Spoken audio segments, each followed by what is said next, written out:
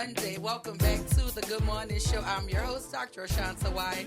Shout out to my super producer, Naren. We have Naren so tickled behind the glass when I say stuff. Naren is falling out. And I don't think he was ready for the panties. You know when black folk laugh and they laugh good, they go to slapping stuff. Yeah, Naren was slapping the desk over there. He was laughing.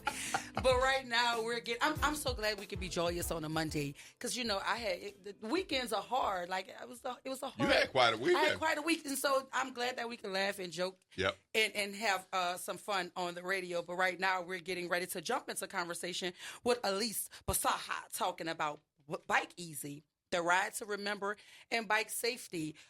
We do know we're starting to be a more bikeable city. And that's a good thing for the folk who travel by bike. But talk to us about Bike Easy and what is this push for bike safety in the city of New Orleans? Sure. So Bike Easy is your local nonprofit organization that supports bicycling in the city. Mm-hmm. Our mission is to make biking fun, safe, and enjoyable for pretty much anybody who wants to get on a bike and ride. And so I'm currently the board president, and the mission of Bike Easy is really near and dear to me because I was hit by a car 4 years ago while riding my bike. Oh, we're sorry. I broke my humerus on my arm and my tibia on my leg because the car hit me in that space. And so because of that, I was wheelchair bound for about 3.5 months. And then at 5 months, I decided to get back on my bike. And ever since then, I, flinch when I see a car.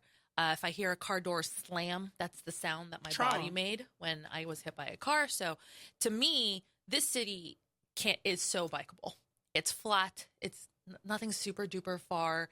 Everyone's, always out, and it always just feels really safe to me on a bike. But this really changed what I thought safety was. Mm-hmm. And so joining Bike Easy's board for me was really about taking ownership of how I move in spaces, how other people can move in spaces, and seeing that biking is really for anybody who can bike. It's really a fun thing to do. You get to see the city in a really different way.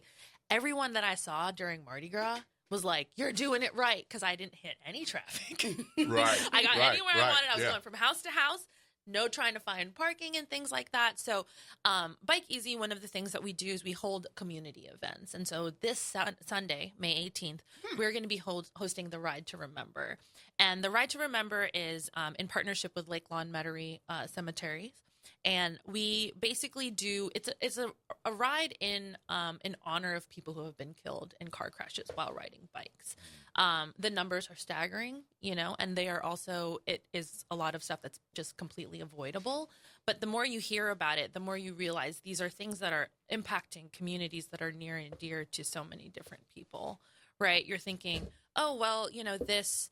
I'm just one person in the number of people that have been impacted by a car crash while biking. I know so many different people, and that trickles out, right? So this is an event that really honors the people that have unfortunately lost their lives to car crashes, but also as a way to just get people to learn about us. One of the things that I think Bike Easy really prides itself on doing is being out in the community and talking to people, whether or not they ride bikes or not, but just humanizing the experience and creating empathy that people might not recognize, is necessary when we're trying to all live in the same space safely. Yeah, you mentioned riding a bike to parades. I have a niece and a nephew, and one of their plans is always, especially for the bigger parades, is they drive to a certain location that's far enough away.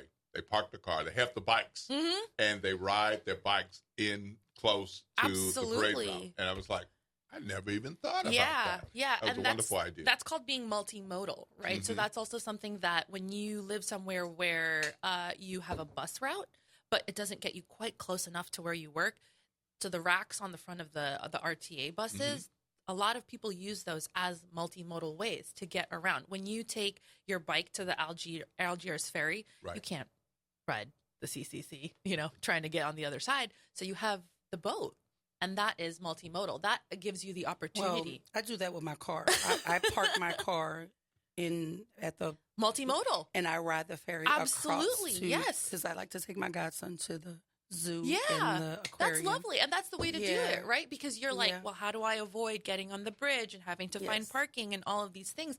And when there's access to it and when there's no barriers to it, you do it. So talk to me about, I always see like what they're considering are called ghost bikes. Is your organization responsible for the bikes we see that are commemorating like the passing of someone on a bike? I see the white bikes. So we are not. That is an organization that is separate from us that we partner with a lot of the times to do these kinds of rides and events where we recognize the lives of people who have died. Yeah. And so, yeah, when you see the ghost bikes, that is a representation of a place where someone has passed because of a car crash. Yeah. So the 2019 Esplanade crash is after Endymion. There are bike lane. There are ghost bikes there. There are a bunch on St. Claude, and you'll notice they're in areas that like are very heavily trafficked, right? And that's not a coincidence. It's a very public way, and it's a very obvious way to show people like there are other road users, there are vulnerable road users, there are pedestrians, there are families, there are kids. And speaking of pedestrians, on the way to work this morning, there was a 13-minute backup at Airline because apparently there was a fatality with a pedestrian. Absolutely. And I had to come a different way to get to work. So I wanted to mention that this morning. I apologize for not doing that. So our thoughts and prayers are with the victim. I don't know the details because I witnessed it on my way I just read. to work, and I heard it on the radio that it was a fatality. Yeah. And so it's very dangerous. And so that's why bike safety, even pedestrian safety, a lot of other cities that I go to, like Vegas and different, there are more pedestrian ways of crossing streets. You have the thing where you can, I'm starting to see that now in our city. I see where you can press a button and the lights flash to let the cars know that the crosswalk is there. Right. I'm starting to see more of that, but in New Orleans, nobody walks at the crosswalk. Right. Like that's just not something that they're accustomed to doing. Just understanding pedestrian safety and bike safety is important. And they go hand in hand. Yes. You know, I think of it as I spend most of my day as a pedestrian, right? I spend a very small amount as a motorist, a very small amount as someone on a bike. So I want to make sure that everyone has that opportunity to just walk and exist safely, you know, and there's no need for, and I'm sorry, I get emotional because again, you're supposed to, when things matter to you, it's okay to be emotional about it.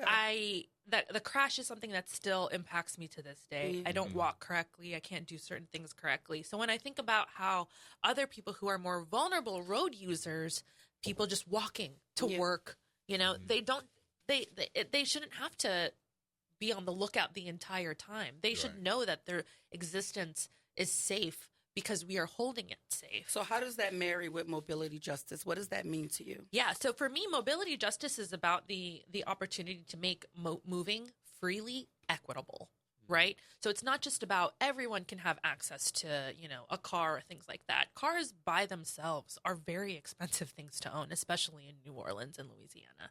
So making things equitable is about making things, you know, accessible for people according to where they are. And so for me, mobility justice is about making sure that people can move freely in an equitable way that makes sense to where they are and who they are and what and where they are in their lives. So I can't expect that, you know, a person who works in the quarter who can't afford a car, you know, for them to have an equitable and justice-minded, you know, way of moving to work, that has to really apply to their economic status, where they live, how they live, you know, what their hours are, what their job is, and all of those things work together. You know, you can't just be like, oh, well, you know, just take the bus. The bus is a hard thing to catch sometimes, you know, and they can't do it. And if it, you know, ends at if it stops running in a certain hour and they then have to, you know, there are stories about people who just walk from the quarter to where they live because they're like, well, I don't know how else to get home. And it's like, that's not justice. You know, justice is we all have the opportunity to move freely, and mobility justice is about we all are given the space and, you know, infrastructure that is supposed to work with us works with us. So you mentioned, Will, you mentioned one big event that is coming up, but I know you have another because there are two big events coming up. Yes. The Safety and Mobility Summit. Yes. Can you talk to us about that in conjunction with the Ride to Remember? Because you mentioned the Ride to Remember, but there's a whole summit coming up. So there is a summit, and it's on Friday, May 17th. Yes. And so again, what Bike Easy does is we're trying to make the streets safer for all people who want to ride bikes. But what that also is being part of a coalition called the New Orleans Complete Streets Coalition. So a complete street is a street that is accessible to everybody, right? Bikes, cars, pedestrians, pretty much everyone. And so the Safety and Mobility Summit is working in like kind of all together in tandem with one another. Different organizations, different city agencies are going to come together and just have a conversation about what it means for everyone to be safe while moving. When is that and where is that? It is on Saturday, May 17th. I have it somewhere. University it's Medical at UMC. Center. Yes. Yeah, on Saturday. And I like to tell people to attend events that I'm going to be at because I would love to be able to talk to people. I am actually going to be out of town celebrating my birthday. Well, good for you. Yeah, so Happy I'm birthday. very excited, and I think I consider myself lucky because I could be one of the numbers of people who are not who are being honored on Saturday instead of celebrating my birthday. But I really hope people feel the desire to come out and support, and again, just have conversations, open, frank conversations. I know that. There's a lot about people on bikes that other people just don't understand and things like that. And, one thing that I think Bike Easy does really well is we open the door.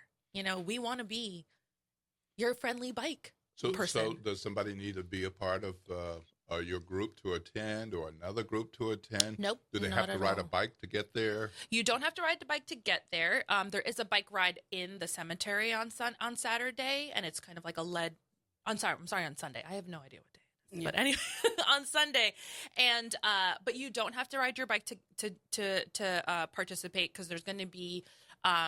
Things to do for people who aren't riding bikes. You can also drive there and bring your bike multimodal like your niece and nephew. And it's really just about bringing the community together. So it's a bike ride, a ride to remember, but also an opportunity for people to come and talk. And you don't have to be a member. The event is completely free.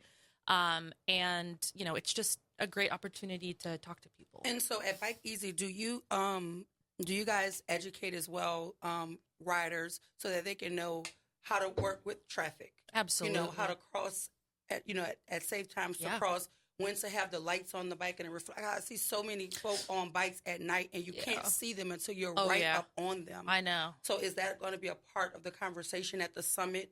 Or even like the bike, the Ride to Remember, like are we going to be talking about safety? Yeah. And like maybe like I have a little checklist of things for bikers to make certain that they understand before. Because getting on a road where there are cars, buses, and 18-wheelers and all of these different bigger, vehicles is dangerous. For sure. When you're on a bike and you don't have the reflector stuff or the proper lighting, it's dangerous. Oh, for sure. I see so many bikers that I can't see. I know. Until I'm right up on them because they don't have the safety mechanisms on. I really like that, actually, the safety checklist. Yes. We have like an ABC, which is like the safety of your bike, but like also make sure. I think there should be like a checklist of things where you can just kind of like, because sometimes when you're in a hurry, because I do that even in the car. Like, I'm like, you're in a hurry. I have to park the car back and go back inside and grab something because I forgot. But I'm like, if you just have this understanding of these are the things you need to have done before you put a bike on the road. Yeah. I think that will go a long way to make certain that people are safer. Absolutely. On the streets. Absolutely. Like even the direction of traffic to ride with or against, like when do you do that? Yeah. And so we do hold a bunch of different workshops because part of the things that we do is education as well. So that means we actually teach people how to ride, and then we teach them how to safely ride. So that means, when do you put on lights? What kind of lights? You have to ride with traffic. What are some of the safest routes around town too, right? Like using data and also just anecdotal information about where is the best, what's the best way to get from A to B. One of the things that Bike Easy does during Mardi Gras season is it has what's called the Purple Way, and it's in conjunction with a bunch of other nonprofits and organizations in town, where it actually shows you the safest ways to get to parades. And I used it a bunch this year, and it's just these apps are amazing. Yeah, they're apps for everything. Yeah, and it's just a great way to realize, like, I can get places safely. This is a way that Bike Easy has said I can. And in tandem with that, we also have, like, free light giveaways.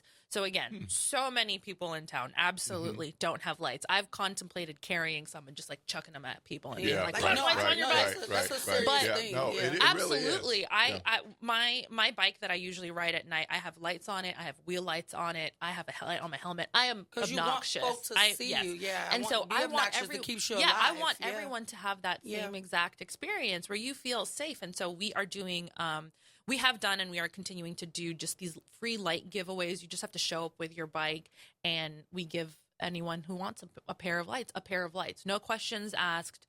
Whether or not you're going to use it or not, that's up to you. But we give you the opportunity to have that. And should they also have helmets at all times? Helmets are not legally required for a bunch of different reasons. And there are studies saying that, to some degree, drivers respond more safely or are more aware if you're not wearing a helmet. I wear a helmet everywhere I go. If I'm going down the street, if I'm going around the corner. It's like a seatbelt. These streets are scary. Yeah. By themselves, without cars. In the car, they're scary. Yeah. Absolutely.